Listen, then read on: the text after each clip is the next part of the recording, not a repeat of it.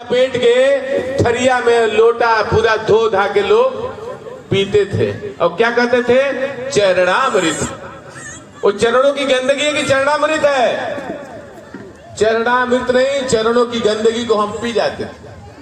हे कोना हो कोना सब छिटक दो, सब पूरा घर शुद्ध हो जाएगा।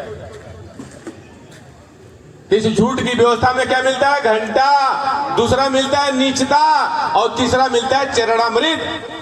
तो बाबा साहब अम्बेडकर ने अंग्रेजों से कहा, तुम भारत छोड़ के जा ही रहे हो तो जाते जाते एक संविधान का निर्माण कर दो, नहीं तो तुम ऐसे ही चले गए तो अहिर भाई चराएगा, गडरिया भेड़ चराएगा, धोबी कपड़ा धोएगा, चमड़े का काम करेगा। तो 389 सदस्यों का चयन होता है और 26 जनवरी 1950 को भारत का संविधान लागू होता है। वो कहता है मानव मानव एक समान, फ्रीडम ऑफ व्यवसाय, यानी तुम पहले भैंस चराते थे, भेड़ चराते थे, चमड़े का काम करते थे, बर्तन बनाते थे, तुम चाहो तो छोड़ करके एमपी बनो, एमएलए बनो, टीचर बनो, डॉक्टर बनो। तो बताइए, हमको मनुस्मृति वाला संविधान चाहिए, हिंदू धर्म का संविधान चाहिए, या बाबा साहब अम्बेडकर द्वारा बनाया हुआ संविधान चाहिए?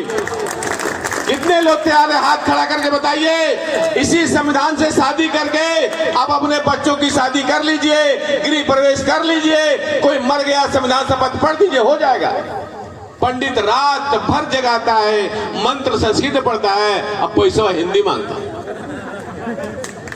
आपको धागा पहनाता क्या बोलता है? एन बंधु बलि राजा दान मंद्रो महाबला तेन तो हम प्रतिबद्ध में रक्षे माचल, जिस धागे से आपके राजा दान बिन बाली को हम लोगों ने गुलाम बनाया, उसी धागे से हम आपको गुलाम बना रहे हैं। माचल मत, हिल्ला मत, गुलामी में पड़े रहो, अहिर हो तो भाई चला के दूध के पहुंचाओ और कोई काम मत करो, नहीं तो ब्रह्मा जी नाराज हो जाएंगे। धागा क्या है? गुलामी का प्रतीक। कुत्ता दो तरह का होता है, एक पालतू एक फालतू। पालतू के गले में पट्टा रहता है, फालतू खुला घूमता है। ब्राह्मण आपके हाथ का धागा दूर से देख के समझ जाता है कि ये हमारी झूठ की व्यवस्था का फालतू। कुत्ता बोलना ठीक नहीं है, मैं भी पहनता था। हम जब मिशन चालू किए, भाईंदर में यादव जी है, मैं बोला भैया जरा भूख लगी है, कुछ खिला दो। मैं घर पहुंचा, चूड़ा खा रहे हैं, दूध पी रहे हैं, चाय भी मंगा रहे हैं, और जैसे हम पहुंचा सब हटा लिया। बोला अब आप यादव जी नहीं रहे, अब आप शूद्र बन गए हैं, हमारे से आपसे कोई लेना देना नहीं है। हमने बोला अखिलेश यादव जी का कुर्सी कौन धोया, किससे धुलाया गया? गाय के मूत्र से। हिंदू धर्म में आपका स्थान क्या है? मूत्र से भी नीचे। बताइए उस धर्म में रहेंगे?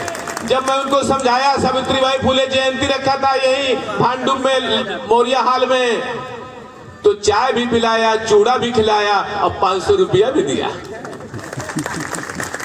बताइए झूठ की व्यवस्था में ज्ञान की देवी कौन है? जय हो सरस्वती माई, जो स्कूल खोला ही नहीं, जो रियल में स्कूल खोली 1848 में, वो पढ़ाने गई तो लोगों ने कहा तुम हिंदू धर्म की डाइन हो, हिंदू धर्म के अंदर शूद्र को पढ़ाना, नारी को पढ़ाना पाप है, तुम पाप कर रही हो।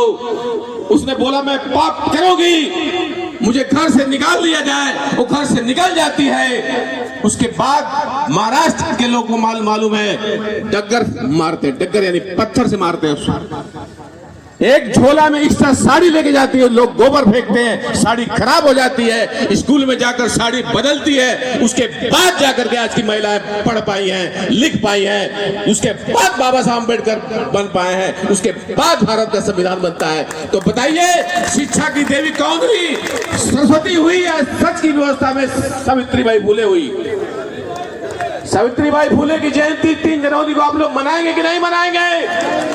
अगर 85% के लोग सावित्रीबाई फुले की जयंती मनाएंगे तो ब्राह्मण का एंटीना खड़ा रहेगा या टेढ़ा हो जाएगा? उसका एंटीना खड़ा करना है या टेढ़ा करना है?